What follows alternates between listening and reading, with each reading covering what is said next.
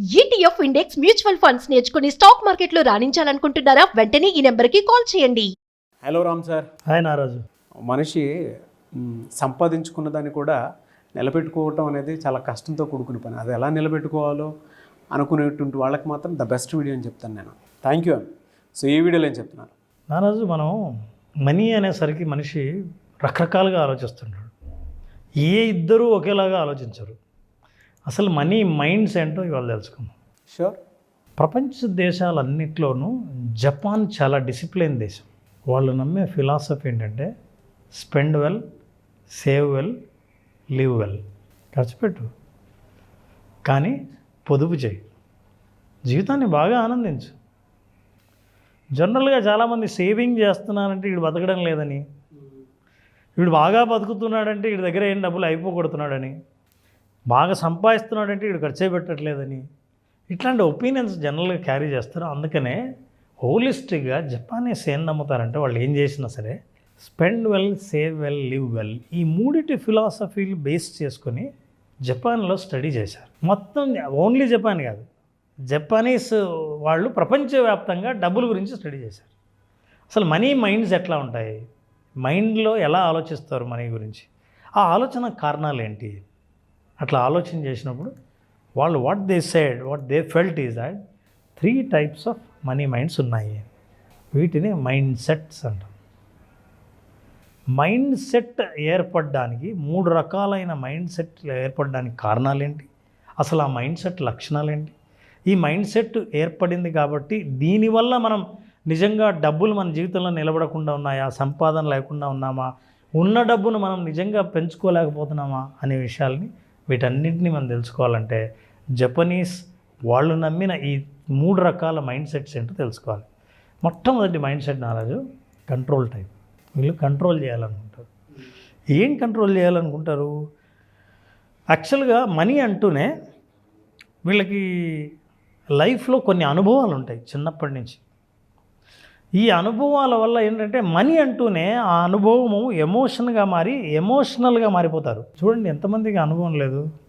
మనం మామూలుగా ఉంటాం, ఏం సుబ్రావు బాగున్నా, మీరు బాగున్నారు, చాలా రోజులు లేదు సార్, మీ దగ్గర ఏమో ల్యాక్ అప్పు ఉంటే అడుగుదామని వచ్చాను.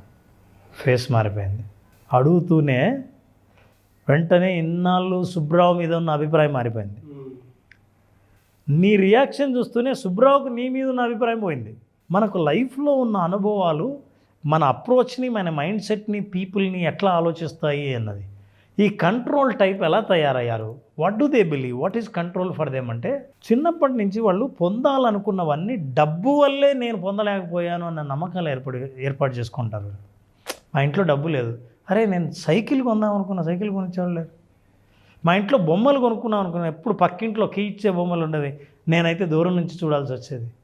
మా ఇంట్లో డబ్బులే లేవు. నా ఎమోషన్ ఏంటంటే డబ్బులు అన్నది ఎప్పుడైనా సరే డబ్బులు వస్తే దాన్ని వదలకూడదు. మా ఇంట్లో డబ్బులు లేకే నేను ఏమీ అనుభవించలేకపోయినా, ఇంకా నా ఫ్యూచర్ అలా ఉండకూడదు అని వాళ్ళకున్న ఎమోషన్స్తో నాకు డబ్బులు లేవన్న ఫీలింగ్ రాకుండా ఉండడం కోసం దే డూ డిఫరెంట్ థింగ్స్. ఎట్లా చేస్తారు? By controlling their environment. వాళ్ళ చుట్టూ ఉన్న వాతావరణాన్ని కంట్రోల్ చేస్తూ they hope they can control their feelings.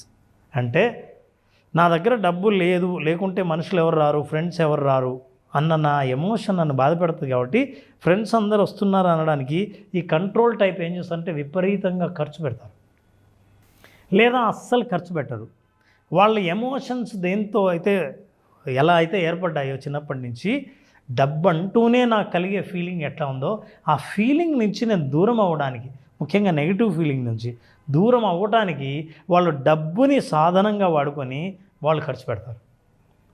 నేనేమి మీరు అనుకుంటున్నట్టు పూర్ కాదు, నా దగ్గర డబ్బులు ఉన్నాయి అని they control the environment. Friends నా దగ్గరికి రావాలి, బంధువులందరినీ మనం మెచ్చుకోవాలి, ఈ సొసైటీలో ఉంటే మనకు గౌరవం ఇవ్వాలంటే మనం బాగుండాలని they try to control their feelings and emotions so that they use money.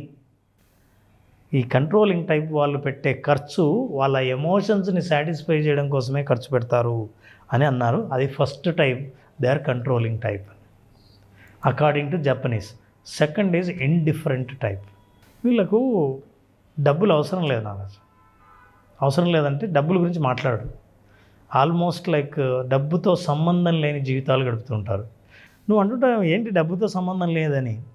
కొన్ని సాధారణమైన ఫ్యామిలీస్ ఉంటాయి. ఎట్లాంటి ఫ్యామిలీస్ అంటే ఒక మిడిల్ క్లాస్ జాబ్ చేస్తుంటారు, గవర్నమెంట్ జాబ్ చేస్తుంటారు, లేదా ఒక చిన్న జాబ్ ఉంటుంది. వాళ్ళకి ఎంత చదవాలో చదువులకు తగిన డబ్బులు వస్తుంటాయి, ఇంటి అవసరాలకు తగిన డబ్బులు సంపాదిస్తుంటారు. ఏదైనా ఫంక్షన్ వస్తే కరెక్ట్గా డబ్బులు ఉంటాయి, శాలరీ సరిపోతుంది. కొంచెం పిల్లలు పెద్ద అయ్యేసరికి ఈయన రిటైర్ అయితే ఆయన పిఎఫ్ వస్తుంది. వాళ్ళు సంపాదించే డబ్బులు వాళ్ళకి డబ్బుల గురించి ఎలా అనే ప్రశ్నను వచ్చే అవకాశమే లేకుండా జీవిస్తుంటారు. చాలా సాధారణంగా వాళ్ళు ఇండిఫరెంట్ టైప్, అంటే డబ్బుల గురించి ఎక్కువగా ఎమోషనల్ ఫీల్ అవ్వరు. అరే నాకు కావాలా డబ్బులు సంపాదించ అని అనుకోరు, డబ్బులు వద్దు అని అన్నారు. వీళ్ళు డబ్బులతో పెద్ద జీవితాన్ని ఏకం చేయరు. ఒక ఫంక్షన్ చేయాలంటే చేద్దాం, ఎలా చేయాలో అలాగే చేద్దాం, ఎందుకంటే కరెక్ట్గా ఫంక్షన్ చేయాలంటే ఎంత కావాలో అంత ఉంది, ఇబ్బంది ఏం లేదు. మరి నెక్స్ట్ మంత్ ఇంకోటి ఉంది, పర్లేదు అప్పుడు నేను సంపాదిస్తా. సాధారణ ఉద్యోగులు, ఒక ఎంప్లాయీ ఎలా ఉంటాడో అలా ఉంటాడు. అయితే వీళ్ళతో ప్రాబ్లం ఏంటంటే వాళ్ళు డిస్టర్బ్ అయ్యేది ఎప్పుడంటే సడన్గా అవసరాలు ఏదైనా, హాస్పిటల్ అవసరాలు ఏదైనా వస్తే ఎక్కడున్నదంతా తీసుకురావాల్సి వస్తుంది. వీళ్ళు ఇండిఫరెంట్ టైప్ ఏంటంటే అవసరం బలంగా లేదన్నాళ్ళు వీళ్ళ నడుస్తుంది, బాగుంటుంది.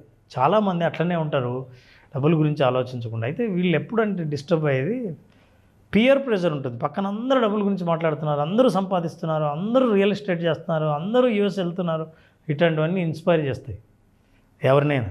ఇండిఫరెంట్ టైప్ అయితే దూరంగా ఉంటారు. ఇండిఫరెంట్ టైప్ అయితే డబ్బులకు పెద్ద ఎమోషనల్ ఫీల్ అవ్వరు. ఇది సెకండ్ టైప్.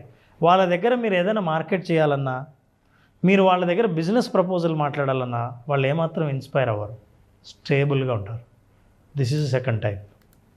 ఈ second type they are comfortable with money, they enjoy working all the time.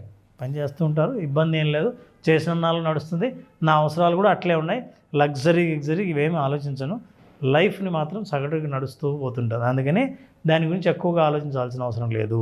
Third type fear type. వీళ్ళకి భయం డబ్బులు అంటే. అందుకే చాలామంది సరే మనందరం పార్టీకి వెళ్దాం, ఇగో నువ్వు ఖర్చు పెట్టి మొత్తం ఖర్చు చెప్పండి, నాకు డబ్బులు ఇవ్వకు, అమ్మో డబ్బులు ఎవరికైనా నాకు మాత్రం ఇవ్వకు. ఎవరైనా చూస్తానండి నేను, ఏమండి అందరం ఇప్పుడు కమిటీ ఎన్నుకున్నాము, మీరు ట్రెజరరా, నాకు మీరు ఏ పోస్ట్ అయినా ఇవ్వండి కానీ ట్రెజరర్ మాత్రం ఇవ్వకండి. నేను ఊరు వెళ్తున్నానండి, నా దగ్గర డబ్బులు ఉన్నాయి, మీ దగ్గర ఉంచండి, నేను మళ్ళీ వచ్చి తీసుకుంటాను. వద్దండి, నా దగ్గర ఉంటే ఖర్చు అయిపోద్ది. భయం వాళ్ళకి డబ్బులు అంటే. అది నా దగ్గర నుంచి వెళ్ళిపోతుంది, నేను ఖర్చు పెడతా, సరిగా హ్యాండిల్ చేయలేను, అది ఉంటే నా దగ్గర ప్రమాదం, నాకు ప్రమాదం, డబ్బుకు ప్రమాదం అని భయపడతారు. ఇంత డబ్బులు ఆ ఇంట్లో పెట్టుకున్నావా, బట్టలు ఉన్నట్లే డబ్బులు ఉన్నాయి అనుకోవచ్చు కదా, కానీ భయం, ఇంత డబ్బులు ఇంట్లో ఉన్నాయి. డబ్బులన్నా, డబ్బుకు సంబంధించిన రెస్పాన్సిబిలిటీ అన్నా, డబ్బులకు సంబంధించిన డిస్కషన్ అన్నా చాలా భయం. వీళ్ళందరూ they believe if they are close to the money they lose the money. అది అందుకని మనీకి దూరంగా ఉండడమే మంచిది. అయితే వీళ్ళకి కూడా కోరిక ఉంటుంది డబ్బులు సంపాదించాలని. సో మైండ్ సెట్స్ ఏర్పడిన వాళ్ళలో మనుషులు అంటే సంబంధాలు ఎన్ని రకాలుగా ఉంటాయి అని ఆలోచిస్తే జపనీస్ వాళ్ళు కనిపెట్టిన ఈ 3 టైప్ ఏదైతే ఉందో, కంట్రోల్ చేసేవాళ్ళు ఇండిఫరెంట్ ఫియర్ టైప్. ఎప్పుడూ ఆ డబ్బు నా దగ్గరే ఉండాలని అనుకున్న వాళ్ళు, డబ్బుతోనే సంబంధం లేని వాళ్ళు, డబ్బు అంటే భయపడేవాళ్ళు, 3 రకాలు ఉన్నారు. ఒక్కొక్కరి నమ్మకాలు ఎలా ఏర్పడ్డాయో, ఈ నమ్మకాల వల్ల వాళ్ళ జీవితంలో ఆర్థికపరమైన జీవితం ఎట్లా ఉంటుందో, దాని ప్రభావం ఎట్లా ఉంటుందో డీటెయిల్డ్గా మాట్లాడారు. అయితే నారాజు మన ప్రోగ్రాంలో అసలు ఫియర్ టైప్ ఎన్ని రకాలు ఉన్నారు, అసలు మీది ఏ టైపు తెలుసుకోవాలనుకుంటే ప్రోగ్రామ్ అటెండ్ అవ్వండి.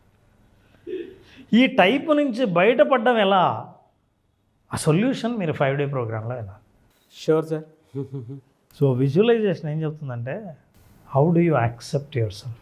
మీరు ఏదైనా కానీ మీరు యాక్సెప్ట్ చేసినప్పుడు, అవును నేను ఇలా ఉంటాను అన్నప్పుడు వేరు, నేను ఇలా ఉండకూడదే, అలా ఉండాల్సిందే అని అనుకున్నప్పుడు ఉన్న భయం వేరు. So visualisation will help people to accept themselves as it is. అందులో ఇందాక చెప్పిన మనీ ఫియర్ ఉంటుంది చూసారా, ఏదైనా చేస్తాను కానీ అది నాకు కూడా ఉంది సార్. ఇది మనకు చెడ్డ పేరు తెస్తుందన్న భయం కూడా ఉంటుంది. నాకు అదే ఎక్కువ ఉంటుంది. ఈవెన్ నాకు చిన్నప్పటి నుంచి అదే అలవాటు. దగ్గర పెట్టుకున్నాను. ఈ రోజుకి మీరు ఎప్పుడన్నా అబ్జర్వ్ చేస్తే కనీసం ఒక పర్స్ కానీ, బయటకు వెళ్ళినప్పుడు ఇది కానీ ఎప్పుడూ కనిపించుండదు మీకు. నీకు అదృష్టం నారాజు, నీ కోసం ఖర్చు పెట్టే వాళ్ళు నీ చుట్టూ ఉంటారు, అందుకని నువ్వు పర్స్ పెట్టే. అలాంటి వాళ్ళు ఎక్కువ తయారవ్వాలని కోరుకుంటాను సార్, ఇంకా రావాలని. I strongly wish.